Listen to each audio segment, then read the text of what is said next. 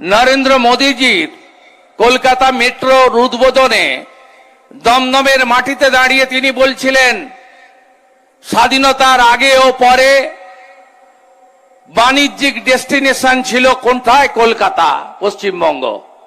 শিল্পে প্রথম কে ছিল? পশ্চিমবঙ্গ। শিক্ষায় প্রথম কে ছিল? পশ্চিমবঙ্গ। আধ্যাত্মিক চেতনা জাগ্রত করার কাজ কোত্থেকে হয়েছে? পশ্চিমবঙ্গ থেকে।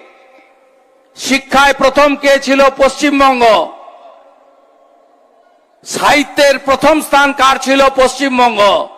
আজকে আমরা কোথায়? আমাদের শিক্ষা আজ শেষ। 19,000 বিদ্যালয় বন্ধ হলো। শিল্প আজ শ্মশান।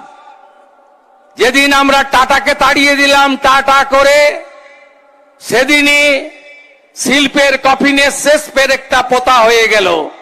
6,888টা শিল্প চলে গেল। আর সাহিত্যের কথা নাই বা বললাম। বিশ্বকবি রবীন্দ্রনাথ ঠাকুরের